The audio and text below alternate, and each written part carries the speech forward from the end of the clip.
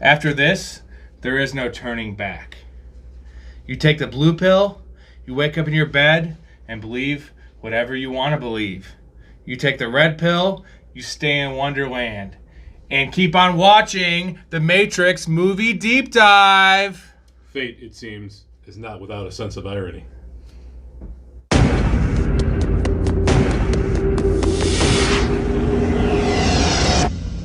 Whoa. Have you ever had a dream, Neo, that you were so sure was real? What if you were unable to wake from that dream? How would you know the difference between the dream world and the real world? What is happening to me? The answer is out there, Neo. It's the question that drives us. What is the Matrix? The Matrix is the world that has been pulled over your eyes to blind you from the truth. What truth? They're watching you, Neo. Human beings are a disease or a cancer of this planet. And we are the cure. Get me the hell out of here! Welcome to the real world. Mike Story joining us again. We got the shades on to talk about the 1999 classic Matrix. This might be my favorite movie. It's tough to narrow it down. You, as am I, we're both cinephiles, so it's tough to say a favorite movie. But if I'm comparing movie to movie to movie to movie, like, you're going to ask me what I want to watch, it's going to be Matrix over basically anything else. All things considered, too. Just like the rewatchability, the action, the story. I mean, it's unreal. It holds up, right? Oh, yeah. Doesn't that hold up? Most of it does. I mean, there's some wonky CGI stuff, but just rewatching it just for this podcast, I saw something that I hadn't seen before, and I've seen it 20 times before. That's just how amazing, right, how much the Wachowskis pumped into this movie that you didn't even know about. Right, so this movie has it all, man. Compelling story, tight script, great action, great villains, great cast, philosophy, drama, and like a little bit of humor, right? Like just a little bit of humor. I think there's a great amount of humor. Yeah, there you go, dude. It has, like, what other movie has that? Like, not many, dude. You could say like Shawshank Redemption, which is one of the best movies ever. Yeah, but Shawshank's up there. Like, Jurassic Park is up there in that regard. There you go. Yeah. And I have a question for you. So red pill or blue pill? The Cypher thing, right? Where he's like, we were lied to. Like, what would you do if you were in that situation? I know what you're thinking. Because right now I'm thinking the same thing. Actually, I've been thinking it ever since I got here. Why, oh why, didn't I take the blue pill? Do you want to be on Morpheus' ship, deal with that, or do you just want to go back? Yeah, man, I've been thinking about that too, because you gotta like, so just as this is knowing what we know. Do I really want to be in this Zion world, which is all the dirty world's and fucked, grimy? the Earth's fucked, right? You see, even if you win, the Earth's fucked. You're fighting a losing battle right off. They scorch the sky. Like, what do you want to do? Squids I all want to over the go place. back in the Matrix, man. If I could be what Cypher wants, somebody famous, right? Somebody important. Not actor. even. Do you want to be yourself right now? You're on this podcast. You're famous, baby. For all we know, we are famous. The Matrix right now. Yes. We are in a simulation. So do what you want to do? What do you want to do? Stay in the simulation. Yeah, I want to stay in the simulation. And talk about the Matrix. There you go. Mr. Reagan. You know, I know this steak doesn't exist. I know that when I put it in my mouth, the Matrix is telling my brain that it is juicy and delicious. After 9 years, you know what I realize?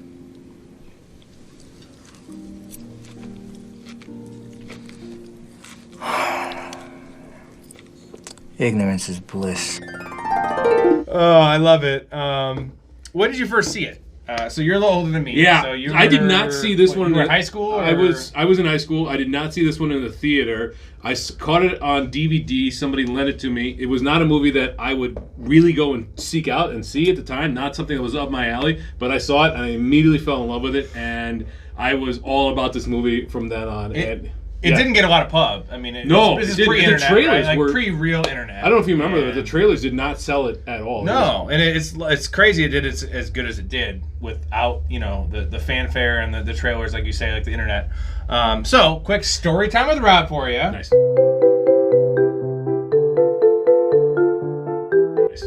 I don't remember what movie I was seeing, but shout out to my buddy Jason Weller. Actually, Rip Jason Weller. He's dead now, but a somber one.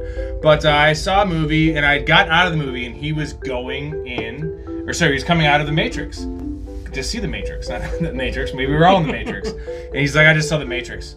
And you have to see this movie. And I had no knowledge of it. I was in 8th grade, I believe, 7th grade, something like that, super young.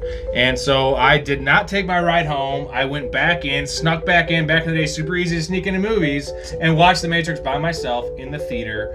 And I was fucking blown away. You hooked? Hooked. Right then? And I want to thank Jason Weller. Rest in peace for that. And it was just, after that, I didn't know what I was seeing. And that's the beauty of this movie, right? Back in the day. Now you can never, there's spoilers, everything, right? Yeah, it's tough. Movie's already great. Not knowing what I was seeing made it even better, right? Like that's it for The Matrix for me, too. I had no idea what it was going in. I don't even remember seeing a trailer, but I know after the fact the trailers were not good. Yeah, this movie, the internet this is pre-internet, man. So this is up there, obviously, for you. Top 3, maybe? Is it top 1? Yeah, it's top 5 for sure. I haven't really gone through my list. All right, so 1999 might be the best year for movies ever. I'm going to tell you why. Yeah, you said that, and I'm excited to find out exactly what I'm You ready to hear all the movies that came out in 99? Yep. You ready for this? I'm going to take my sunglasses off for this one. Fight Club, Sixth Sense, Green Mile, Office Space, Big Daddy, Star Wars Episode 1, American Pie, American Beauty, Talented Mr. Ripley, Toy Story 2, Varsity Blues, Double Jeopardy, South Park Bigger, Longer, and Uncut, 10 Things I Hate About You, Magnolia, Cruel Intentions, Blair Witch Project, Any Given Sunday, The Mummy, Blue Streak, Deep Blue Sea, Lake Placid, Wild Wild West, Boondock Saints, and The Matrix. Holy cow. Can you believe that? That is a smorgasbord. And there's more. You want to give you more? There's more bad ones here. Deuce Bigalow, Analyze This, Detroit Rock City, Stigmata, House on Haunted Hill, Three Kings, Eyes Wide Shut, Being John Malkovich, Man on the Moon, Girl Interrupted, Virgin Suicides, and Superstar. Man, I like Eyes Wide Shut. That is 1999, dude. Wow, I would not have put that together. That's crazy. There is not any movie in the 2020s that's even as good as any of these movies. I may say. Wow. Right? Written and directed by the Wachowskis, $63 million budget, $463 million box office. Impressive, like we said. No one knew about it. Still made, 8 times the amount of money they spent, which is they spent a lot considering. Well, and I read Warner Brothers wanted to pull back that $63 million budget too, because like a lot of people, they didn't understand what this movie was about, but then they saw a cut. Like a scene or a cut or something like that, and they're like, okay, yeah, this is good. Do whatever you got to do. Right. And yeah, it blew them away. $465 million on a $65 But million budget. Terminator 2 had a much bigger budget than this, and that's in 92. Wow, I did not know that. I couldn't have told you what Terminator 2's budget was. It had to be bigger than this, and hopefully I'm not wrong here. I'll edit that out if it didn't. Roger Ebert, 3 stars. I'm going to give him a lukewarm thumbs up on this review because 3 stars is solid out of 4. But he compared it to some other movies that came out prior and saying he wanted more with the story, which he didn't like the fact that it became an action movie towards the last act, which it did, right? It's not really that much of an action movie until the last act. No, there's a little bit, but yeah, it goes from lobby to helicopter to rooftop to subway to chase to realization. Yeah. Which I get it. But that's the nice thing about it. I like it's a breakneck pace. Yeah. Like once you get there, once you get past, and it's a slow burn the first hour. Sure. Like that's what's nice about this movie is there's 3 defined acts, which I love in movies. Best scene. Moving on to the categories here. I'm gonna start with mine. I got a couple. The first Trinity scene. Just the first scene of the movie. I love how it goes from the green Matrix to the guy's flashlight.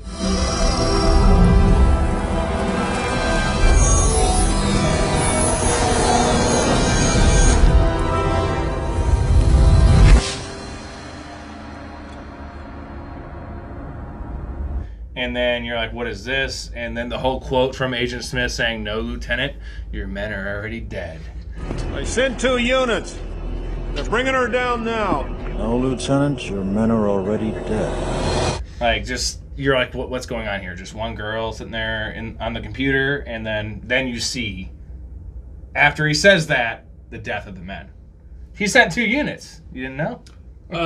This was for your protection. Right? Yeah.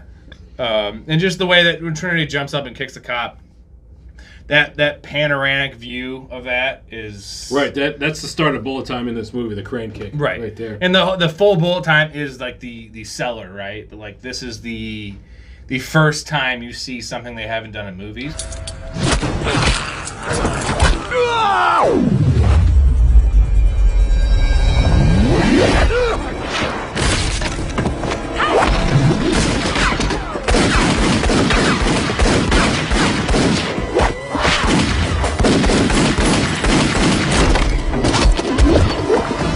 Blown away by this scene. It's on my list as well. Like, I had no idea what this movie was. I thought it was just some kind of gritty drama, cop drama, whatever it was, and then boom, that happens right off the bat. Chase scene. Yeah. Only the 4 people in this that have the special powers. You don't even know what's going on there. No, you don't know anything. And then even the truck at the end with the phone booth. That's a scary looking truck, bro. Did you see the front of that truck? We're gonna get into nitpicks later how it just spins its tires, which wouldn't happen, but. The idea of the fact that it's going to hit it, and then next thing you know, she's gone.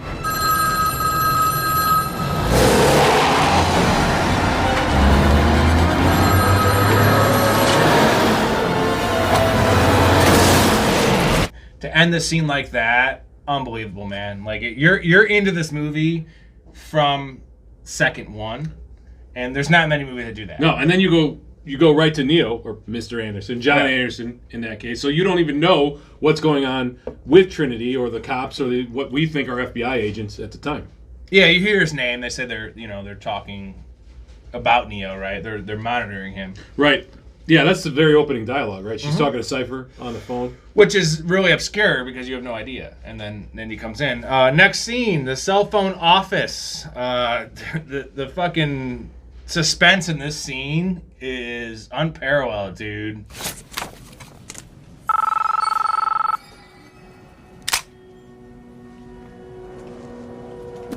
Hello? Hello, Neo. Do you know who this is? Morpheus. Fucking love it. Good, yeah. I kind of actually see him like Peter Gibbons in the Office Space. Kind of how he's just sitting in his office at his desk. Let's look it up. And Lumberg's making his way. Really They're coming for you, Neo, and I don't know what they're going to do.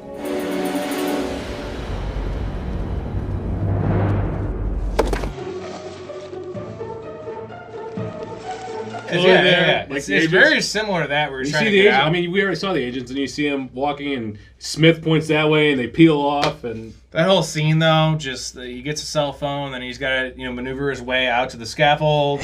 The cubicle across from you is empty. What if they... Go now. When I tell you, go to the end of the row, to the office at the end of the hall.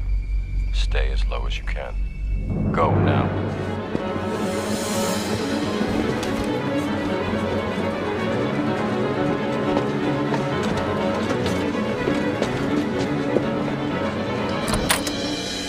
And then he's like, dude, fuck this. There's only 2 ways out, though, right? Like going down the scaffold or in custody. Mm-hmm. He chooses custody, gets bugged. Just the whole suspense of that scene it just sets the tone for the movie. Next scene, red pill or blue pill. You're here because you know something. What you know you can't explain, but you feel it. You felt it your entire life. That there's something wrong with the world. You don't know what it is, but it's there, like a splinter in your mind, driving you mad. Do you know what I'm talking about? The Matrix. Do you want to know what it is? Talked about this in the intro a little bit. It's got to be Bill Cosby's favorite scene. I mean, right? Sick Cosby joke. Could he have been Morpheus also? I don't think Cosby had the charisma of a Lawrence Fishburne. No. He just relied on drugging people. Pretty much. Pretty much. The dude's in jail. I love the dual reflection, the sunglasses. Remember, All I'm offering is the truth, nothing more. Next scene I have, there is no spoon. Amazing foreshadowing. Anytime they need to make a kid creepy, so they just shave his fucking head.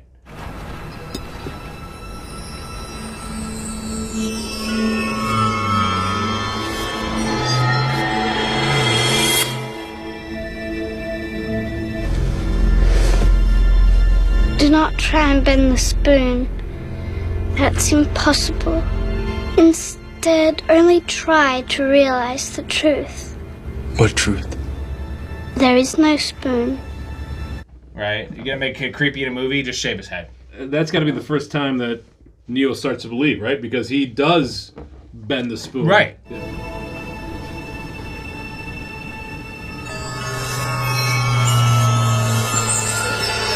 And the last scene I have is breaking Morpheus out. The lobby scene, the shootout scene, the helicopter, just all that action is just, it's unparalleled. And it had beforehand, right? No one had ever done anything like that. Terminator is the only movie that had done things like that before. And watching it is just, man, it's and it kicks off the experience. entire third act of the movie. It does. There. It So does. yeah, I thought we were gonna have more crossover on the best scenes, but there's like you could take any scene from this movie. So, Right, so what do you got? that is my favorite scene, is that lobby fight scene, right? But what leads into it is just the Morpheus interrogation by Agent Smith. So after he takes his earpiece out and he shoos the other guys away, the other agents away, that conversation where Agent Smith, a very underrated Hugo Weaving, says, basically, I hate you and I hate every one of you and I hate your race. I've got to get out of this. This is driving me nuts. I hate this place. This zoo, this prison, this reality, whatever you want to call it. I can't stand it any longer. I must get out of here. I must get free. Right. That interrogation scene, that's where I've we got see to get out of I here. have to get out of here. Yeah. So then the score leads into the lobby fight scene. So you got two great scenes, two contrasting scenes right there. I also love the subway fight scene. Mr. Anderson. What is he doing? He's beginning to believe.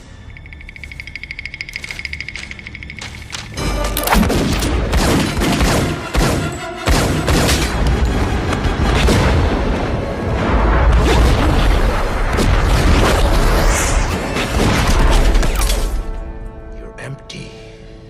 So are you. Right? That fight between Neo Yeah, and the Agent showdown. Smith. Yeah, the That's a showdown, showdown, man. where he finally starts to step up. He's like, nope, I'm going to do this.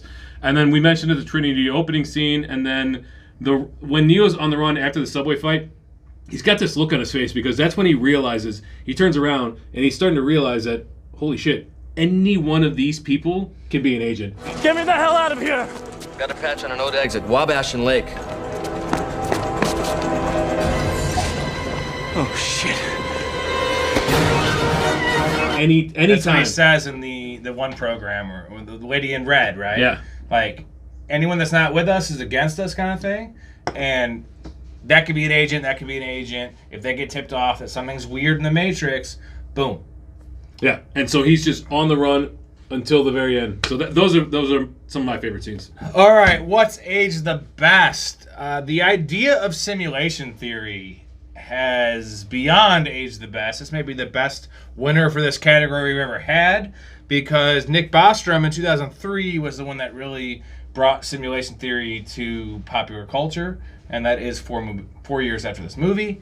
And it's beautiful, man. And that's the idea of this movie, dude. Is we're in a simulation. Our lives are not real.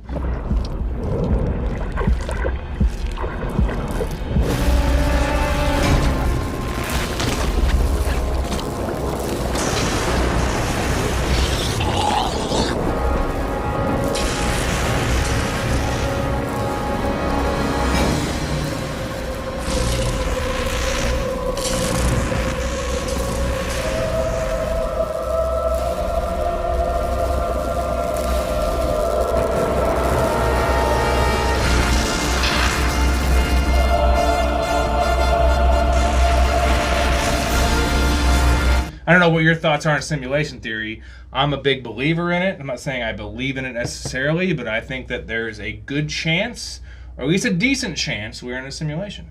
I don't know what the percentages are, but it's out there. I believe in it more than religion, man. At least whatever religion you want to give me come on. It makes more sense, dude. I'm not arguing. I don't know enough about it, but I would say dovetailing into that, AI has aged the best from this movie, right? Especially now in 2023, 2024, where AI is becoming more and more prevalent, not just for creating original content and all that kind of stuff, but AI as the potential taking over for, we're giving more control to AI just from very basic stuff. Financial control and potential security control and all this, that, and the other thing. Yeah, that's as prevalent now as it was in 99. And T2 really set the groundwork for this, right? Sure. And not even, like, Terminator is one thing, 85, 84, but T2, man, like, just the whole idea that machines and AI and computers could take over the world. We made them and they just destroy us because they know we're a threat. We have only bits and pieces of information, but what we know for certain is that at some point in the early 21st century, all of mankind was united in celebration. We marveled at our own magnificence as we gave birth to AI, a singular consciousness that spawned an entire race of machines. We don't know who struck first, us or them. Throughout human history, we have been dependent on machines to survive. Fate, it seems, is not without a sense of irony. And the fact that it's aged the best is that it could happen now, it could have happened back then. But science fiction writers have been writing about this since, the 50s and 60s, because Robert Heinlein, I, Robot, they did a Will Smith adaptation, which is fine, it's okay, whatever. But that is robots taking over, becoming conscious and taking over and that kind of thing. So you're talking about a story from back in 1956 or whatever it was. Yeah. I wonder how much Terminator had influence on this movie. You know what I mean? Like, the Wachowskis have said that they were influenced by a ton of things, so it wouldn't surprise me if Terminator had influence here too. I also had Keanu Reeves' third act of his career, Age the Best, because this kind of kicks it off. You had the first year was the Bill and Ted era, kind of just the weird, dumb stoner or whatever you want to call him. Second act is like the I love this act personally, Point Break and Speed. Speed. Fucking amazing. Dude, Point Break's awesome movie. I'll put Speed on any day of the week. And then the third act, he might be on his fourth act now, thinking about it, but like I'm going to say the third act is this. It kicks off his action movie kind of thing where you have the John Wicks and, Hardball was before this. I love Hardball, actually. Keanu Reeves, man, has been the biggest star in the world 5 different times, which is just crazy. When you consider his career spans back to the late 80s and has been hit a little bit of dip there, I'd say, in the 2000s after the Matrix movies. But the resurgence with John Wick, I guess, what's the difference there, that timeline? He's almost like a better Nick Cage. Sure. Right? Like, Nick Cage had the same kind of thing. I definitely like Keanu Reeves. I would say Nick Cage is tailing off. 100%. He's tailed off. But, like, they had the same kind of thing. Next one I had, Age the Best, is the imagery in this movie. So there's a lot of scenes in this movie and frames that are, like, from a comic book. When you really look at it and you watch it, you're like, damn, this could be from a comic book. Couple scenes here. We have the Trinity phone booth, hand on the glass, still frame, comic book. The cell phone in Neo's hand when it rings in the office, comic book. It flips down. Yep. Under the bridge when he's getting picked up, dude. Yeah. Right? That's like a noir 100%. Yeah. The red pill, blue pill, sunglasses, that's definitely a comic book. And then the Wild West Neo and Agent Smith scene, right? Where they're in the subway. Yeah. Dude, you got the paper blowing, it's the tumbleweed, dude. Like, just those scenes, like the way they're shot, when you look at it, if you were to pause them, that is comic book shit. And I'm not really a big comic book guy, but, like, that's what sells comic books, right? Is like these moments, big moments, and this movie has so many. And I left some out for sure, like the one where they're going up the elevator shaft, right? Where they blow the elevator. Once they cut the cable, blow the elevator. Yeah, dude, all those, dude, just definitely comic book. I also had the dojo fight / training sequence. Like,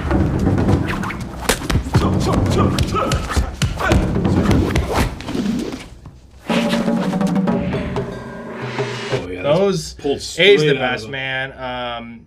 Just you think that's air you're breathing? Do you believe that my being stronger or faster has anything to do with my muscles in this place?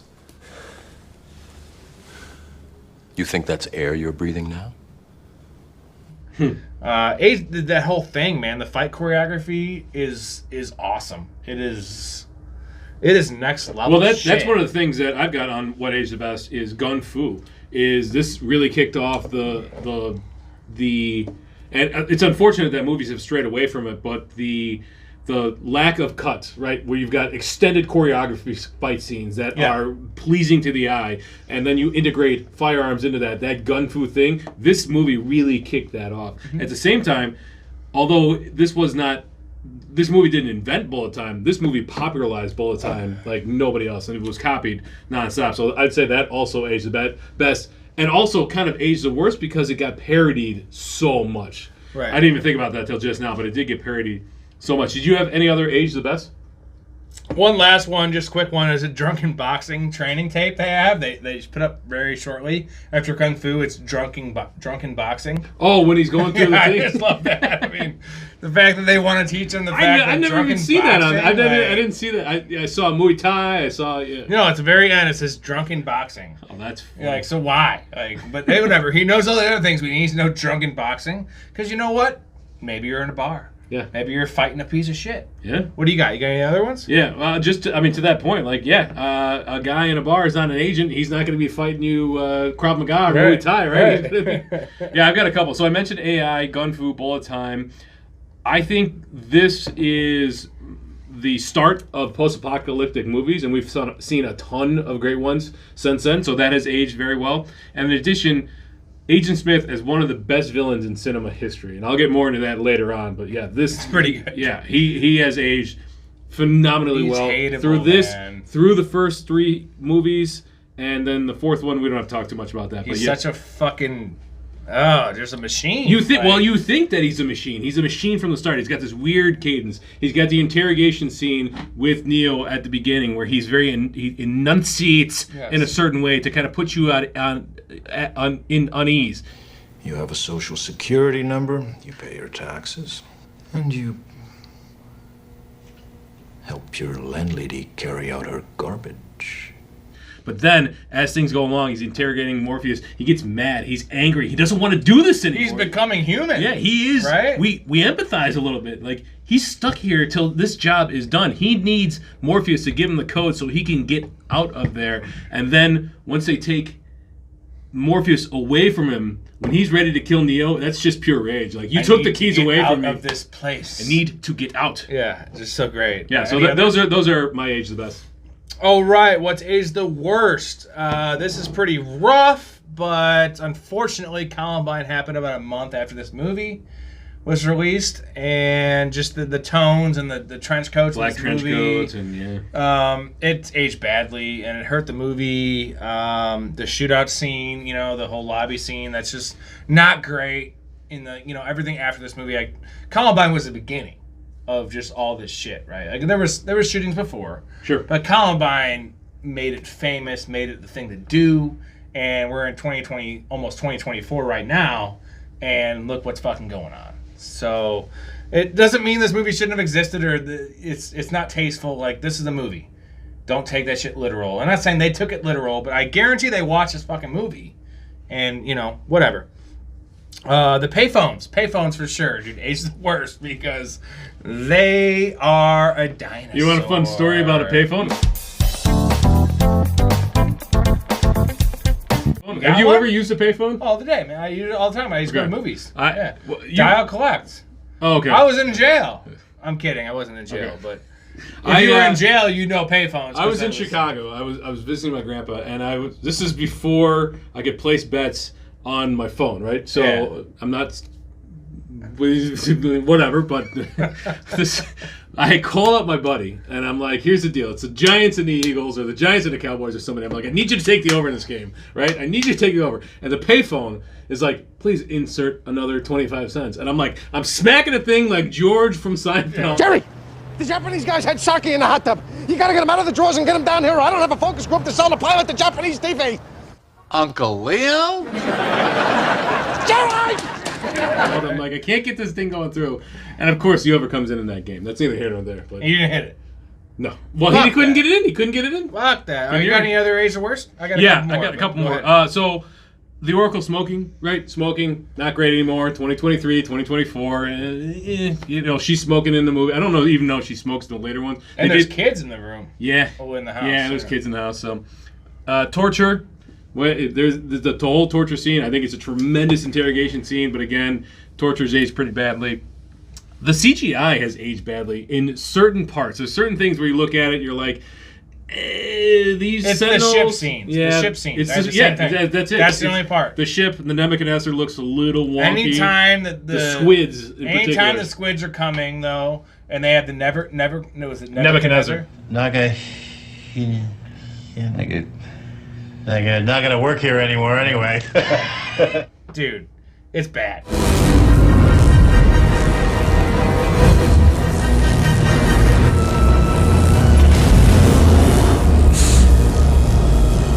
It's bad. It looks like a 1960s fucking movie, dude. It looks like something from a science fiction movie before we were born. Yeah, it feels like they kind of cut corners there. And then the I last don't thing know I what have, that is. I'm pissed about that. Yeah, otherwise, I mean, because other things look great. I mean, like all compare that to the training sequence with Neo fighting Morpheus, and then the best part of the CGI and computers in this movie is the jump sequence.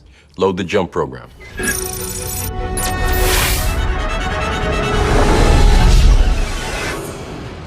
Where they fucking pan down from the sky. Which sequence? The jump sequence. Where they pan down, right? And he's like, launch a jump sequence. And they pan down. Oh, yeah, okay. That is unreal. Yeah, that's dude. Good. Well, how can they do that and then they can't have a CGI spacecraft that is like believable? Feels like they kind of saved some budget in that sense. But why? The last thing I have, and you kind of touched on it too, it's landlines. You said payphones, but also landlines. Yeah. Like literally, who has a payphone or a landline anymore? The last one I had was cities actually looking like we were all slaves. Just in general, Chicago with cell phones now. People are looking like they are in the Matrix, right? Just walking on their phones. They're not on their phones in the movie, but they're just really just all stuck in this computer world. There you go. And like not knowing. And that maybe we are in a fucking simulation. All right. Casting what ifs. I have a lot here for you. I know this guy's the recasting dude, so I'll give you some casting what ifs. Okay. So Will Smith was pitched the role in 1996. Yeah, I read that, and he didn't understand it. So he did not understand it. Wild Wild West instead. Oh man, he did Wild Wild West. Does it work with Will Smith though? It's tough to say. Like, Will Smith at the time was more comedic, and a no. Will Smith, but 96 was Independence Day, right? Sure. So does it work with that? You know, a more advanced, mature version? I don't think so, no? because it's too over. He's still too over the top. If you're talking about, like, I think the Will Smith that did iRobot actually works in this. So version. with that Will Smith, let's just give him that Will Smith. No, I do think it works. Doesn't work as well as with Keanu Reeves. No, I think. I mean, you're talking about some other. You've got more people, I assume. Yeah, I do. Ewan McGregor turned down. That I didn't know. That's he did Episode 1, Star Wars. Obviously, that worked out pretty well for him. I mean, but I don't think he could do that either. I love Ewan McGregor, but no. Nah, too short. Next one, Leonardo DiCaprio turned down the part. He thought there was too many visual effects. Oh, wow. He did The Beach instead, which I love The Beach. I Good think movie, it's a great actually. movie. I think he'd rather do Ecstasy in Thailand than do green screen in this movie, which I think his jaw is still permanently fucked from that movie. For 20 months. Yeah. Val Kilmer turned down Morpheus. Glad he did that. I know Val Kilmer was really big and he actually used to be pretty good. Russell Crowe turned down Morpheus. So he didn't understand the plot there.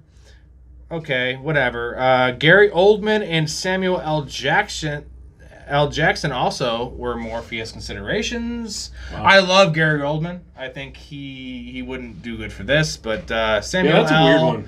Samuel L. just has too much power. He's too important to do this role, right? Like you just see Samuel L. instead of Morpheus. Again, he doesn't feel as reserved as what you would expect from Morpheus. I think.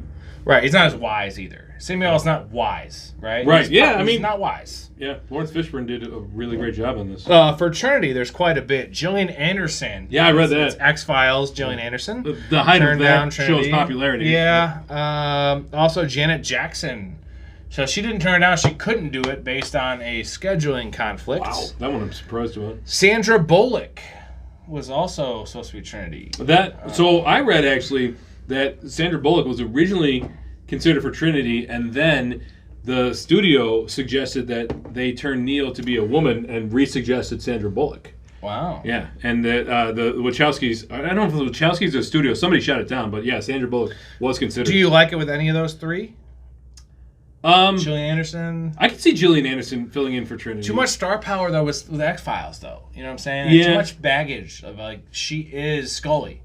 Yeah, no, that's true. Like, man. who else? Because Janet Jackson, fuck no. Could you name another role for Gillian Anderson off the top of your head? That she's done? Yeah. No, not really. I mean, can't either. Now that I think about it, I heard that Jada Pinkett Smith was also considered for Trinity. That's the last one I had, and she actually ended up being in the most recent one, I believe. Well, she was in 2 and 3, so she was in Reloaded and Okay. Revolutions, and then Resurrections. I am very happy with the Trinity we got. So am I. I don't really know much about Carrie-Anne Moss outside of these movies. And that's the beautiful part, is she is Trinity. Yeah. Right? Like, she became this character, which I like. Did you have any other... So you had mentioned it, Val Kilmer, but also Brad Pitt was offered the role, and he turned it down. And so then they gave the option for both Keanu Reeves and Johnny Depp, but apparently Keanu Reeves wanted it more, so they went with him. Johnny Depp and Brad Pitt for Neo. Mm-hmm. Too handsome, man. But also Too handsome. Mark Wahlberg, which... No. I I love Mark Because he's going to be like, no. Wait, what? Yeah. We're in a computer? I also read that they really, really wanted Brandon Lee, and his untimely passing put the kibosh on that. Kibosh. I love kibosh. And then one more, Jean Reno for Agent Smith. They wanted Jean Reno, but he turned it down to do Godzilla, 1998's Godzilla. Reno would be good. Yeah, I actually kind of want to see what he would have done. Yeah. I've got some recastings for Agent Smith. Yeah, you do. Okay, recasting couch. I am going to toss it over to my man's story because it's his segment. I got some after him. Here we go. So what do you got? This could be today. Like I could see that maybe there's one that I think could be a little the last too young. 5 years. Yeah. So Neil, Chris Evans. Okay. Okay. All right. Not a fan. Not yet. impressed. Okay. But let's see what Morpheus, you got. Idris Elba. Ooh. Yeah. Okay. Trinity, Denai Guerrera. You know who that is? She's done a bunch of Marvel stuff. She was in The Walking Dead. Okay. Yeah, Okay. She plays Michonne in The Walking Dead. Agent Smith, Michael B. Jordan. Ooh. Dude, I would love to see Michael B. Jordan being Agent Smith. The Oracle, Octavia Spencer. Cypher, so bad guy, right? Yeah. Spoiler alert, he betrays him. Bill Skarsgård. Ooh. Yep. Dozer, Jesse Plemons. Tank, Mahershala Ali. The problem is Mahershala Ali is such a good, well-known star. Like, it's just such a low role for Mahershala Ali. Like, I don't know that he'd want to do that. Mouse, Finn Wolfhard.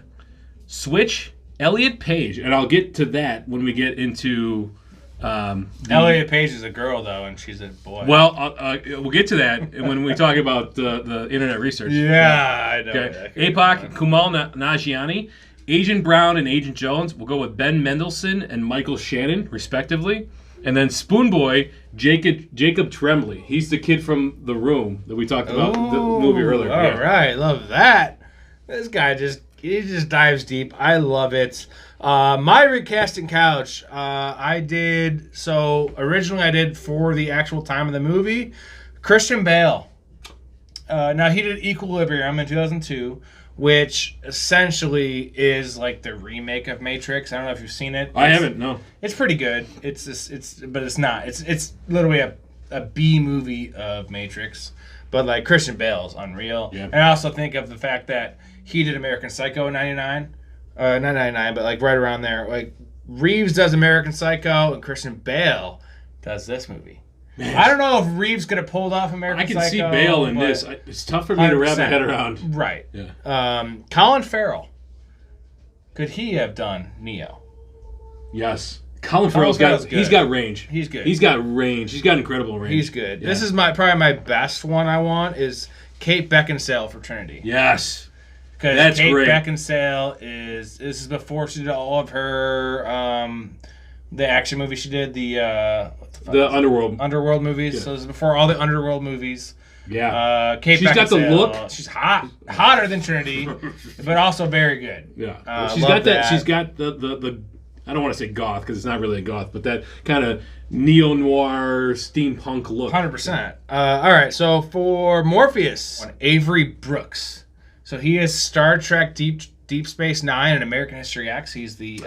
he's Cisco from Deep Space Nine? Yes. Okay. The American History X. He's the principal. Yeah, he played... Dude. I know. Thank you. That is one... Oh.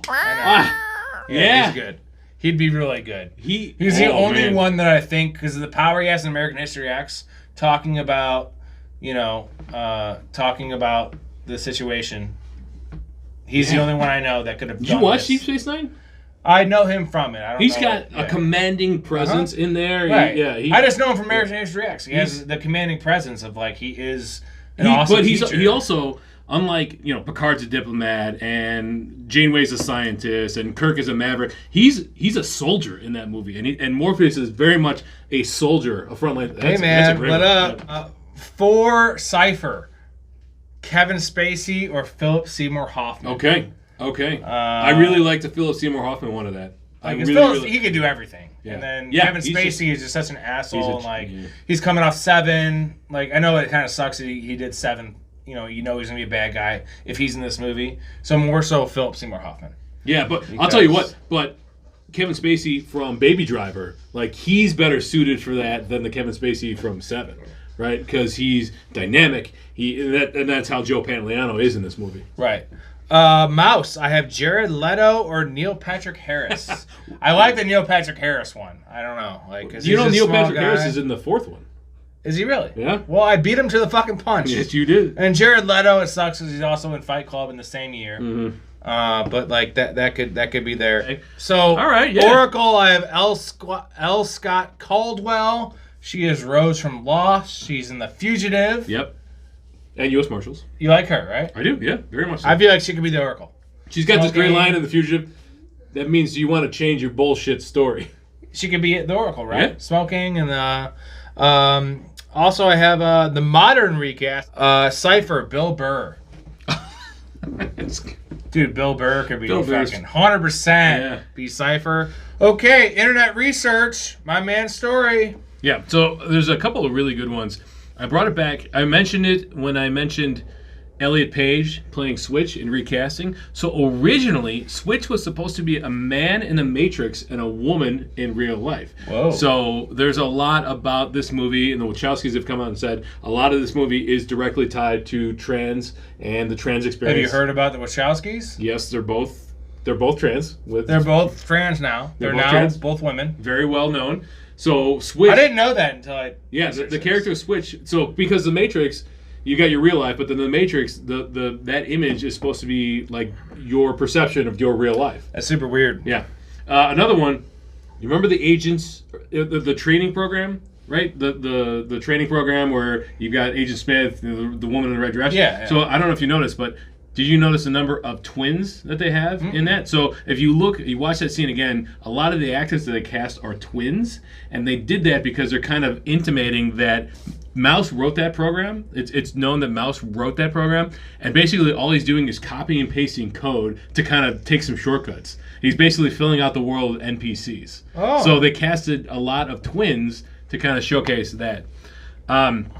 This one's interesting. Keanu Reeves was recovering from neck surgery during the training and part of the filming. So you'll notice in his fighting style, it's very stilted and upright. And he does very minimal kicks until later on in the shooting schedule. And because he was recovering, there's back or behind the scenes footage. He's got a neck brace on, everything like that. And then this one's just a little weird. By the middle of 2002, bullet time had been spoofed in over 20 different movies after The Matrix came out. Jesus. Yeah. So I had the Wachowskis both transitioned after this movie. They are both full-grown women. Good for you. Power on, whatever you want to say. I don't know if that's a thing. Sorry for laughing. The book. So the book, when he grabs his pirated software, right? He has it in a book. Mm-hmm. It is Simacroc. Oh, the Similac? Wool Host annual annual an annual meeting of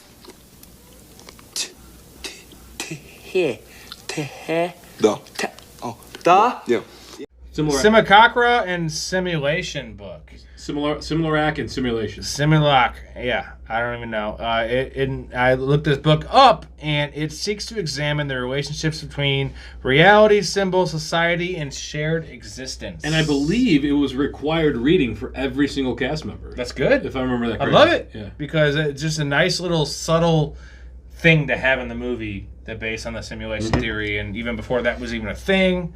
It was filmed in Australia. Everyone in the movie trained for 4 months for the fighting sequences.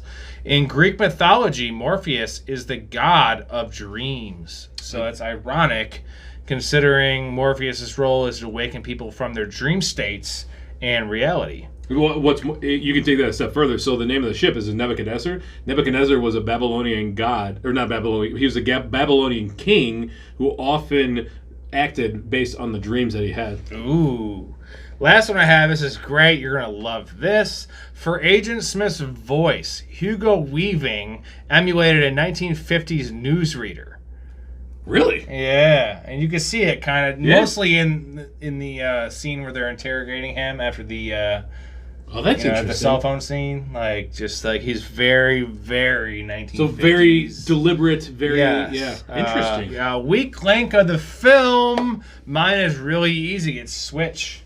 She sucks, or he sucks, or whatever the fuck Switch is. A tranny, I don't know. Yep.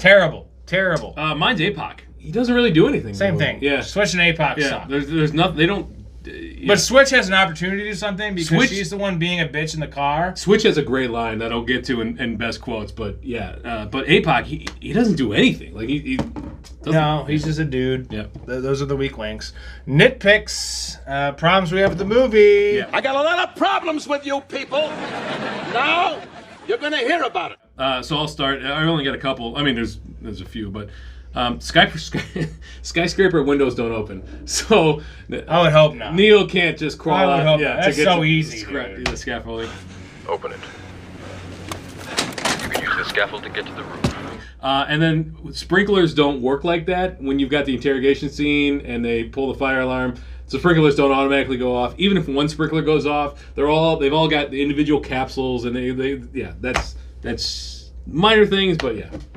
When they're uploading the files in Neo's head, right? Tank says, "Mikey, I think he likes it." Oh shit! Hey, Mikey, I think he likes it.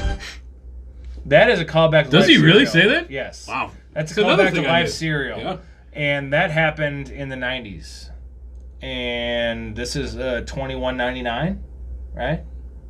Is that when it takes place? Yes, that's what he says. It's what Morpheus says. It's more like $21.99. Oh, yeah, sure, yeah. There's no way he saw that commercial, bro. 200 years prior, no fucking way.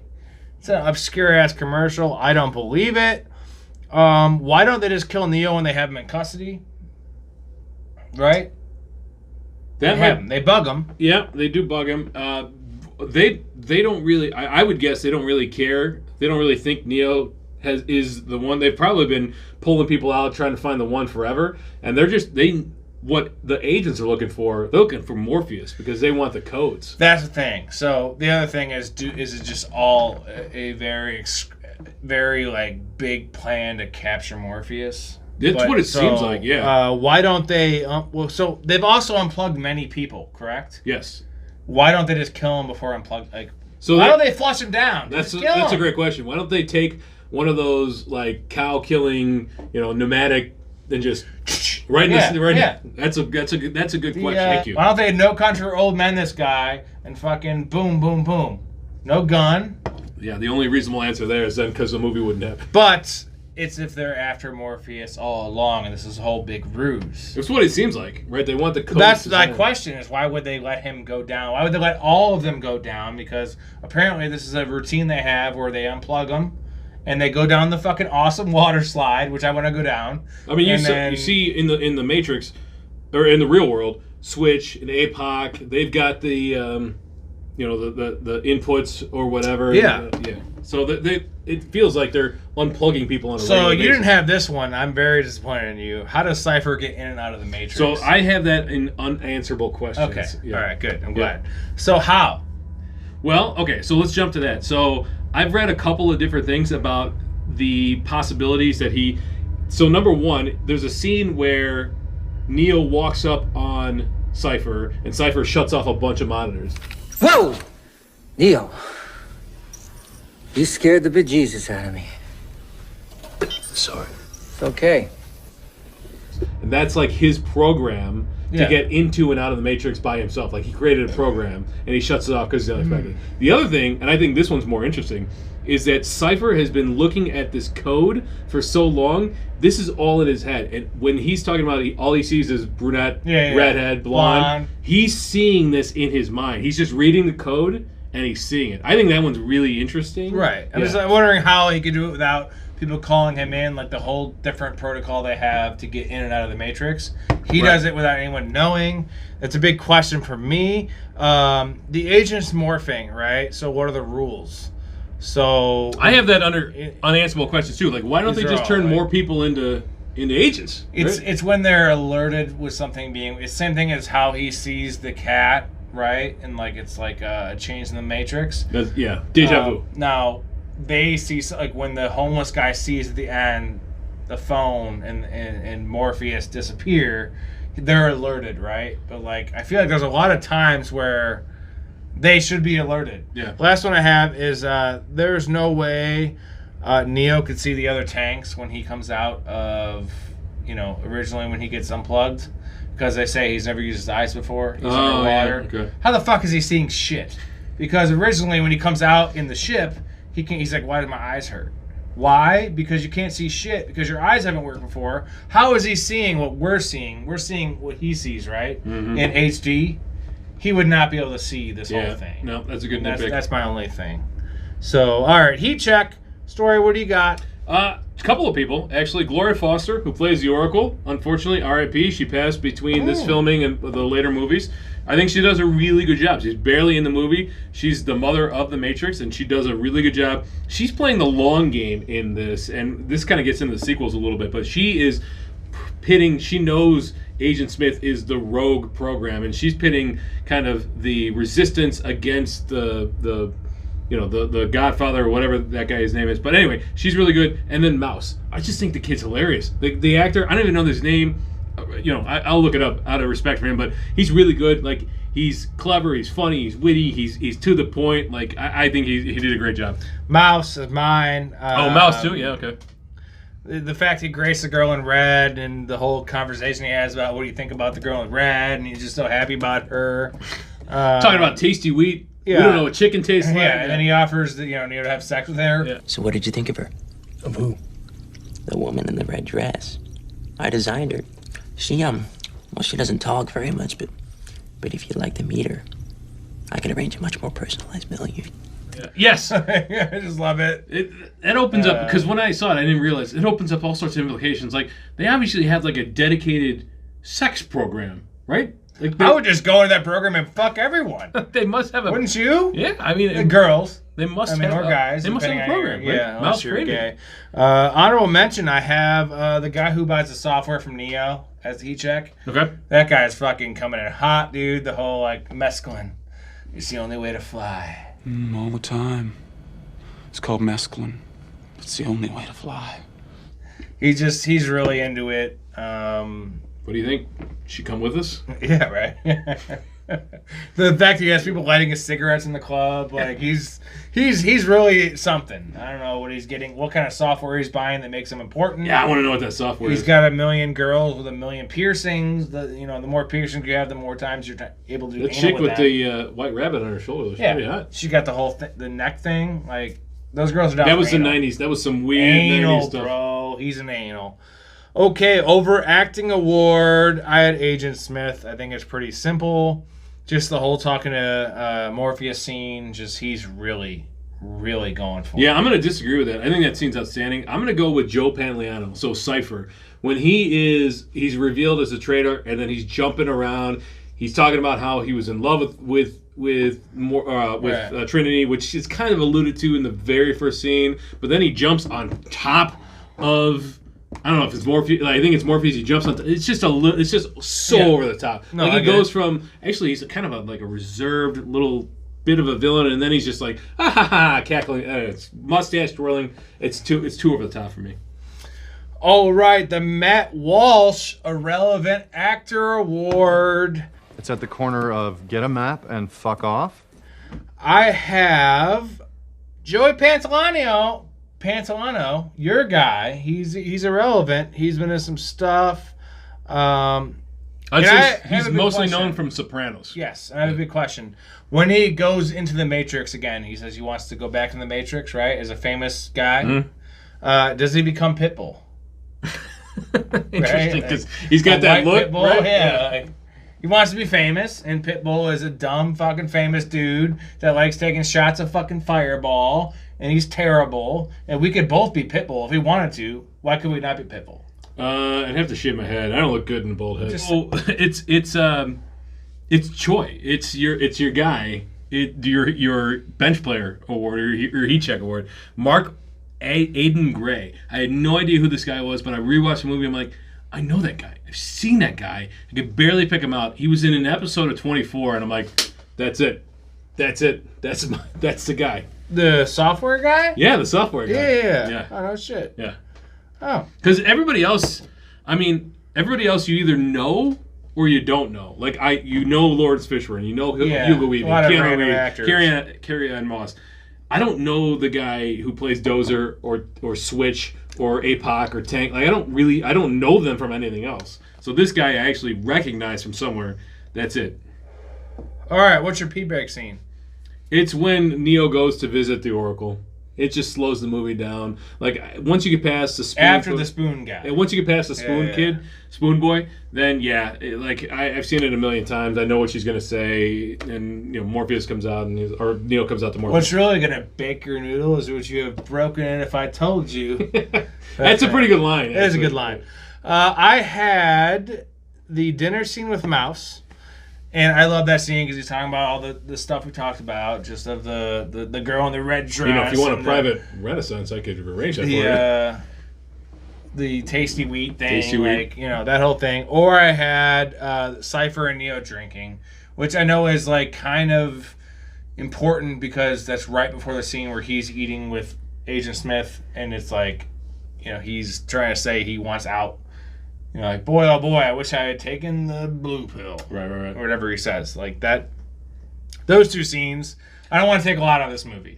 No, I don't either. And I think P-Break is, listen, we've seen it a bunch of times. These are scenes that we know what's happening and you're okay missing. It's not, we're saying, if you haven't seen this movie, you can take a break here. Because you can't. Any of the scenes we're talking about, in this particular movie, you can't.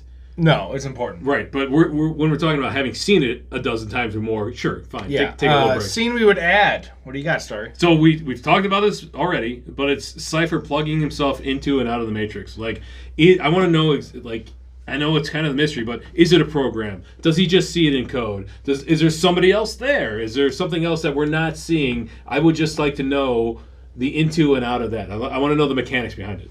Okay, I had a flashback of Morpheus getting unplugged. Like the leader before, he said there was a man that come in and out of the Matrix and do all these things, and he was killed.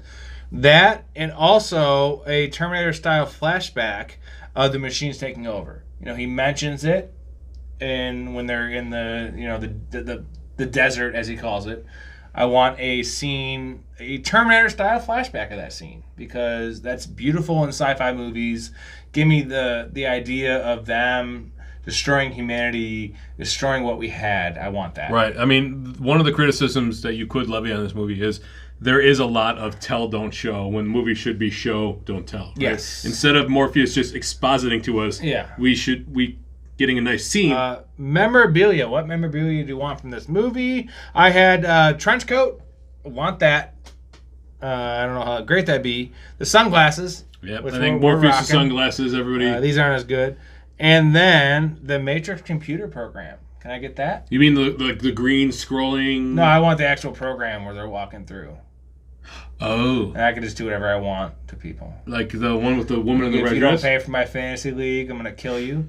You're hot, I'm going to bang you. So you're talking like virtual memorabilia. Yes. You got anything I didn't go that deep. I went the sunglasses, as you did. And then I really want that case that holds the red pills and the blue pills. It's like this little silver metallic case. I don't know why. I don't even know what I put in there. You keep cocaine in there.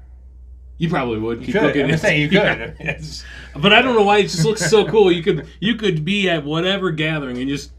So you want the cocaine case? Yeah, the cocaine case. All right, hot take. I believe this to be a top 10 movie of all time. Now, it is not considered that, and I do believe it's because of the sequels. We'll get into that a little later. Another one I had is Cypher had it right, man. They are slaves to Morpheus. He's right. They're living in this shitty ass... Dude, no, is it? They're living in this shitty ass ship, eating fucking goop, and not get... until you get the real 13 essential amino acids and vitamins. What if they don't get the one? They're just living in fucking squalor, dude. They're smelly. They're dressed in rags. I don't know, man. They're in jail, dude. That speaks to what this movie's about. Free will versus determinism versus being a slave to... Give me the other one. Mine is... I think the sequels are hugely underrated. I think Reloaded and Revolutions are two outstanding movies. Reloaded more so than Revolutions. Unanswerable questions. Really? Well, then why did I do it? Huh? Because I did it? Riddle me that! When someone has a baby in the Matrix, does that baby exist? So if me and Erica bang and I knock her up... We're currently in the Matrix. Yes. So that baby... It's in the Matrix and it grows up, but like, does it actually exist in the? You know what I'm saying? Like, does it go into the fucking like pantheon of the Matrix where they have the babies and all that shit? I have never considered that. Well, question I know before. it really fucked my mind. So the Wachowskis have come out and said that all of the animals in the Matrix are all digital. So therefore, all the reproduced humans should be digital too. They would have to be, right? Right. Like. Wow. It's weird. That is one I've never even considered. I understand that. Yeah. That's my last one I actually came up with in this. Like, last night I came up with this. I've been doing this shit for fucking 5 weeks. It's blowing my mind. I know. It's like, so where does it stop? Like, 'cause I know, like, or is that when they take one of the babies from the pods and then that baby grows up and then so where does it go? Like, what if the baby's premature? Then it's not ready.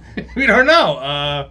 It's crazy. All right, last one is really great. It's the cookie that Oracle gives Neo an edible because she has the quote. You know, after you eat this cookie, you'll be right as rain. Like, it's an edible. Like, you're gonna feel great because you eat a cookie. Hey, in the '90s, man, everything that whole scene was underground. So is this like the tops for edibles? Does it exist? No. I don't know. Illegal. It's all illegal. But like she says that, it's just strange. What do you got for unanswerables? So we talked about a couple times how to Cypher patch in the Matrix. I posited a couple of possible answers. Why didn't they turn more people in the Matrix into agents? Like, why we have 3 programs? Why did they only create 3? It's obviously not a singularity. This is a race of machines. So how did they not birth more, create more? Like, why are we dealing with only 3 total? This one is interesting. When you have skills that are downloaded in the Matrix into your brain, do those skills translate into the real life, into the real world? No. Like, you can't, hotwire a motorcycle, fly a helicopter, do kung fu in the real life? Because I would say you can, but you're limited by your physical capabilities still. Right? In the Matrix, you project yourself as very physically fit and all that kind of thing. All right, so a couple more real quick. Why is it that when you're injured in the Matrix, you're injured in real life? I get that they say your brain makes it real, but how does your brain, like, burst blood vessels and cause you to cough up blood and that kind of thing? It's I don't really understand that. The body can't survive without the mind. Well, I understand. Okay, that I get. You pull somebody's cord out. I think it's all brains. intertwined with that. Yeah, okay. Right. And then I get that. The biggest question, one that's been debated forever, is the real world that we see in the Matrix movie just another level of the Matrix? And so that Morpheus and Neo and Trinity and all of them in the real world are not actually in the real world. It's just another construct created by the machines to keep that 1% pacified. So they keep them thinking that they're actually fighting against something when they're just in another level of the Matrix. So you got the high-level Matrix, which is what we consider the Matrix, right? Mhm. That 90s. And then you got the real world, which might be another Matrix. Right, and there could be a third world. And then there's another one down beyond that. I think that's called Bolivia. All right, best quotes. I'm going to let you kick Here we that go. off for us. I got a So couple. one of my favorite quotes in cinema history, the interrogation scene. It's talking, Agent Smith's talking to Neo. Neo, how about I give you the finger and you give me my phone call? That's a good one. That is a good one. That is a good one. So there's one that I came up when I saw this when I was watching this for this podcast. When they're in the car, they're about to take the tracker out of Neo, and Neo's like, "Whoa, what's going on?" Blah blah blah. And Switch is like, she calls him Copper Top, right? I didn't catch that, and I'm like, wait a minute, he's not red hair. He's supposed to be red hair. I'm like, oh, she's calling him Copper Top because he's plugged in. He's a battery. Yeah. I did not realize that until I heard That's that why again. Switch sucks. Oh, but it's a great, It is good. great, What a like, bitch, though. yeah, it's a great, Cunt. yeah. Well, she is kind of a. We both agree Switch is a cunt. When Neo's running, he's like, "Mr. Wizard, get me the hell out of here!" I love that line. And then the classic, "What do you need? Guns. Yeah, lots of guns." And then the security guard who's backing up, he's got the one revolver. He's like, "Back up! We need backup!" Yeah, right. And then finally, dodge this. Right? It's a great one. Oh, probably shouldn't show that on YouTube. You don't want to get demonetized. To deny our very impulses is to deny the very thing that makes us human. That's great. I mean, that means you should do whatever you want, which talked to Bill Cosby. That's Mouse, about that. right? Yeah, Mouse Mouse says it? That's Yeah. Mouse. Human beings are a disease, a cancer to this planet. Agent Smith. Do you know that? Do you think that's air you're breathing? Great one by Morpheus. Never send a human to the machine's job. That's a good one. Fate, it seems, is not without a sense of irony. Apex Mountain, who's peaking? Keanu Reeves. This is a question mark. Because it's hard for Keanu Reeves to know when his peak was, right? I mean, you could say Point Break. You could say this movie. Speed. You could say John Wick. He was probably the biggest action star in the world. No, that was Arnold Schwarzenegger. But I mean, John Wick, right? The John Wick movies are Hardball. Was it Hardball? Yeah. I love Hardball. I went with Carrie Ann Moss because as good as an actress as she is, and I do think she's very good, outside of the Matrix movies, I really don't know what she has done. Yeah, she was in definitely her. Resurrections, but beyond that, I don't know. I could probably look it up and be like, oh yeah, she was in that, she was in that, she was in that. But yeah, I would say she definitely peaked with the trilogy. No, that's her. Lawrence Fishburne. So he is known as Morpheus forever, which is for me my biggest. This is my biggest like qualification for the award, is when you're known for a certain character. It's tough to argue. He did a bunch of. He's done a ton of stuff. He did, he did CSI. Yeah, he's been a lot of in the 2010s. Like he's just. That is probably the pinnacle of his career. It is 100%. Industrial music, is it the apex for that? Because this movie has Ministry, Prodigy, Rammstein, Meat Beat Manifesto, Lunatic Calm, like all these songs. It's all So what would industrial you call music. this? Industrial music? That's what it is, man. Like it's I don't know music enough it's to like say. industrial rock. Like I have it's no like, idea. Mostly, I know this from. Like, I know the name. I know Ministry. I know the name Rammstein. That's Yeah. it. That's all I know. Rammstein's like a German band, but like these like Ministry and Prodigy, they're very industrial. That's what it was. Yeah, probably. That was I a guess. very big time for industrial. And Yeah. this is like this movie. The only one I had was Mortal Kombat, which had the same kind of feel. Like that's a great soundtrack. It's almost techno, but it's not techno, Yeah. right? It's like techno Finish rock. him. Techno rock is industrial rock. But it's different than like house music or yes, electronic. 100%, 100%. Maybe the apex for that, man. No, it's true. Again, you watch this movie, that's what you get. You get a little Rob Zombies. I don't go to a whole lot of underground bars. You don't go to Rob Zombie clubs where you got leather trendies walking up on you. Yeah, that'd be sweet. Spikes and all that kind of stuff. Last one I had for Apex was just sunglasses. I mean. Was it not? I think we look pretty good. Yeah, was it not Apex or sunglasses, dude? Everybody wanted the Morpheus. We did. No band. Yeah, love it. Who won the movie? Keanu Reeves. I had. We did, man. Well, okay, that's fair. Because we got to watch it. And we got Keanu to watch Reeves did win as well, but like we got to watch this movie and experience this movie. And anyone that is watching, if you're still watching, check out the pod. It's awesome. We won this movie because this is fucking no argument there. Check out the pod. Unreal fucking movie that just there's nothing else like it. It kicked off a genre of other movies in the similar vein of blending action with great storytelling and great character arcs and that kind of thing that there was a kind of a dearth of that in the 80s and 90s. Sure, we had some great comedies and we had really good action movies, but when you're talking about the character arc, I think the Matrix really pinnacled that.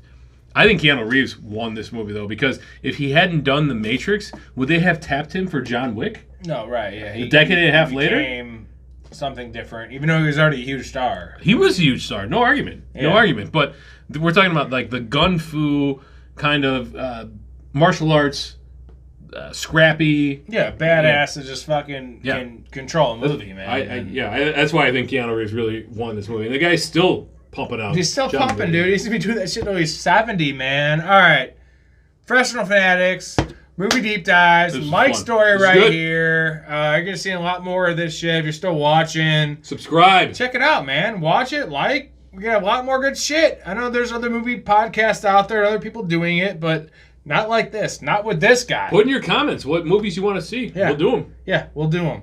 There you go. And it's been a complete joy.